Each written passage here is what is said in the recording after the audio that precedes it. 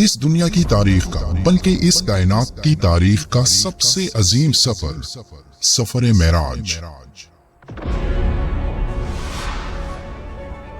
جس میں آپ صلی اللہ علیہ وآلہ وسلم نے وقت کے انتہائی قلیل وقت میں آسمانوں کا سفر کیا۔ آج واقعی معراج پر سب سے زیادہ اعتراض ملحدین کو ہے، جو یہ کہتے ہیں کہ ایسا کچھ ممکن ہی نہیں، لیکن آج کی جدید سائنس ان کے اس اعتراض کی نفی کرتے ہوئے یہ ثابت کر چکے ہیں کہ ایسا ممکن ہوا تھا۔ حضرت موسیٰ علیہ السلام نے جب اللہ کو دیکھنے کی خواہش کی تو اللہ نے فرمایا کہ اس سامنے پہاڑ کو دیکھ، میں اس پر اپنا جلوہ ڈالوں گا، اگر یہ پہاڑ کھڑا رہا تو تم مجھے دیکھ پاؤ گے۔ پھر کچھ دیر بعد اللہ کا جلوہ اس پہاڑ پر ظاہر ہوا، لیکن پہاڑ اس جلوے کو برداشت نہ کرتے ہوئے ریزہ ریزہ ہو گیا، اور حضرت موسیٰ علیہ السلام اس منظر کو دیکھ کر بے ہوش ہو گئے۔ اب غور کریں، جو لوگ یہ کہتے ہیں کہ اللہ کو دیکھنا ممکن نہیں، تو یہ بات بالکل درست ہے کہ اللہ کو دیکھنا ممکن نہیں، کیونکہ اللہ کو دیکھنے کے لیے کچھ خاص انسٹرومنٹس چاہیے، کچھ اسپیشل ویژولز چاہیے، تب جا کے اللہ کا دیدار ممکن ہوگا، ورنہ اللہ کے پیغمبر حضرت موسیٰ علیہ السلام نے اللہ کی ایک تجلی دیکھی اور وہ اس تجلی کو دیکھ کر برداشت نہیں کر سکے اور بے ہوش ہو گئے۔ اب وہ ایکوپمنٹس یا ویژول اس وقت لگائے گئے جب حضرت محمد صلی اللہ علیہ وآلہ وسلم کے پاس ایک رات حضرت جبرائیل علیہ السلام تشریف لائے۔ جب آپ کے سینے مبارک کو کھولا گیا اور ان کے دل مبارک کو زمزم سے دھویا گیا، جب آپ نے ارشاد فرمایا کہ اس وقت میرے سینے کو حکمت اور علم سے بھر دیا گیا، یعنی آپ صلی اللہ علیہ وآلہ وسلم کو اللہ کے دیدار سے پہلے اس قابل بنایا گیا کہ وہ کائنات کے اس عظیم سفر کو برداشت کر سکیں۔ اب اگر کوئی ملحد یہ سوال کرے کہ اس کا ثبوت کیا ہے، تو اس کا سب سے بڑا ثبوت دور حاضر میں آئنسٹائن کی تھیوری آف ریلیٹیوٹی ہے۔ آئنسٹائن نے تھیوری آف ریلیٹیوٹی میں یہ بات ثابت کی کہ روشنی کی رفتار 1,86,000 میل فی سیکنڈ ہے۔ یہاں یہ بات قابل ذکر ہے کہ روشنی کی رفتار میل میں ہے، کلومیٹر میں نہیں، اور کبھی ایسا وقت آئے کہ اگر ایک انسان روشنی کی رفتار کا 90% پا لے اور اس سے سفر کرے تو اس پر وقت آدھا رہ جاتا ہے۔ آسان الفاظ میں اگر ایک انسان روشنی کی رفتار سے 5 سال سفر کرے تو زمین پر اس وقت 10 سال کا عرصہ گزر چکا ہوگا، اور اس طرح اگر کوئی انسان روشنی کی رفتار کا 100% پا لے تو زمین کی نسبت اس کا ٹائم 0 ہو جائے گا۔ وہ جتنا مرضی سفر کر لے، زمین کے مطابق اس کا وقت رک جائے گا، چاہے وہ جتنا مرضی سفر کرتا رہے۔ یہ صرف تب ہی ممکن ہے جب وہ انسان مسلسل روشنی کی رفتار سے سفر کرتا رہے۔ مثال کے طور پر فرض کیجئے کہ ایک ایسا راکٹ بنا لیا گیا جو روشنی کی رفتار یعنی 3 لاکھ کلومیٹر فی سیکنڈ سے ذرا کم رفتار پر خلا میں سفر کر سکتا ہے۔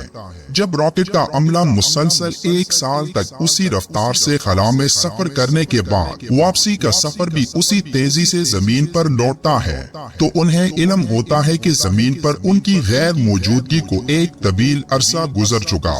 جن بچوں کو وہ چھوڑ کر گئے تھے وہ اب بوڑھوں کی حیثیت سے ان کا استقبال کر رہے ہیں۔ وہ حیران ہو جاتے ہیں کہ انہوں نے تو سفر میں صرف 1 یا 2 سال گزارے ہیں، تو ان پر اتنی مدت کیسے گزر گئی؟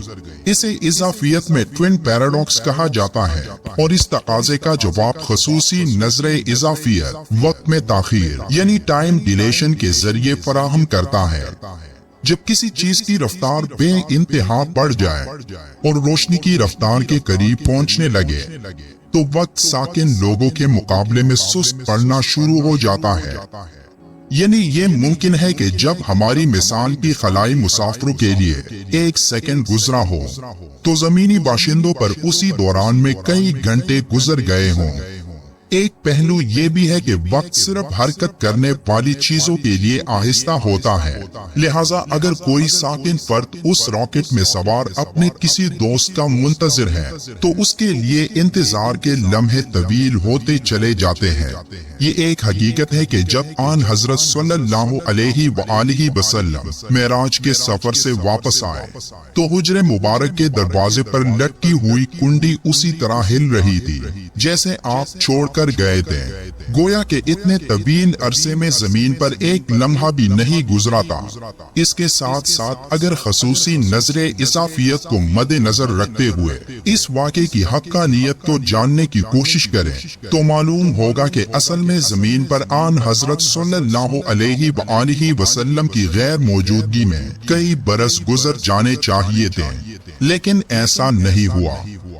حضرت جبرائیل علیہ السلام نے آپ صلی اللہ علیہ وآلہ وسلم کو براق پر سوار کیا۔ براق برق سے نکلا ہے جس کے معنی بجلی کے ہیں اور اس کی رفتار 1,86,000 میل فی سیکنڈ ہے۔ اگر کوئی وقت کے گھوڑے پر سوار ہو جائے تو وقت اس کے لیے ٹھہر جاتا ہے، یعنی اگر آپ 1,86,000 میل فی سیکنڈ کی رفتار سے چلیں تو وقت بالکل رک جاتا ہے۔ حالانکہ وہ آدمی اپنے آپ کو چلتا ہوا محسوس کرے گا، لیکن کائنات اس کے لیے وہی تھم جاتی ہے جب اس نے وقت اور فاصلے کو قابو میں کر لیا ہو، اور جو ہی وہ وقت کے گھوڑے سے اترے گا تو وقت کی گھڑی پھر سے ٹک ٹک شروع کر دے گی۔ وہ آدمی چاہے پوری کائنات کی سیر کر کے آ جائے، بستر گرم ہوگا، کنڈی ہل رہی ہوگی اور پانی چل رہا ہوگا۔ بجلی کا ایک بلب 1,86,000 میل کے فاصلے پر رکھ دیں، سوئچ دبائیں تو 1 سیکنڈ میں وہ بلب جلنے لگے گا۔ اب معراج شریف میں چاہے 1000 سال لگے ہوں یا 1,00,000 برس، وقت کا کوئی سوال ہی پیدا نہیں ہوتا۔ تو اب سوال یہ ہے کہ آپ صلی اللہ علیہ وآلہ وسلم نے اس رات اللہ کو کیسے دیکھا؟ اس بارے میں صحابہ کرام کے دور سے اختلاف چلا آ رہا ہے۔ بعض صحابہ کی رائے یہ ہے کہ حضور صلی اللہ علیہ وآلہ وسلم نے اللہ تعالیٰ کو اپنی ان آنکھوں سے نہیں دیکھا۔ ان کی دلیل قرآن کریم کی یہ آیت ہے کہ نگاہیں اس کا احاطہ نہیں کر سکتی، لیکن اکثریت صحابہ اور تابعین کی رائے یہی ہے کہ حضور صلی اللہ علیہ وآلہ وسلم نے جسمانی آنکھوں سے بھی اور دل کی آنکھوں سے بھی اللہ تعالیٰ کو دیکھا، کیونکہ خود آپ صلی اللہ علیہ وآلہ وسلم سے پوچھا گیا کہ کیا آپ نے اپنے رب کو دیکھا؟ تو آپ نے فرمایا کہ ہاں۔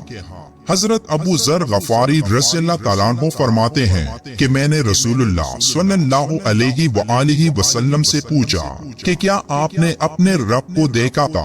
تو آپ نے فرمایا کہ میں نے اپنی آنکھوں سے نور کے حجاب کو دیکھا تھا۔ رسول اللہ کا اللہ کو دیکھنے کا سب سے بڑا ثبوت قرآن خود ہے، جہاں سورہ النجم کی آیت نمبر 17 اور 18 میں اللہ فرماتا ہے، اور ان کی آنکھ نہ کسی اور طرف مائل ہوئی اور نہ حد سے بڑی، جس کو تکنا تھا اسی پر جمی رہی۔ بے شک انہوں نے معراج کی شب اپنے رب کی بڑی نشانیاں دیکھی۔ یہ اللہ کے الفاظ ہیں اور اللہ کے الفاظ کو کوئی ملحد، کوئی انسان اور کوئی جن غلط ثابت نہیں کر سکتا۔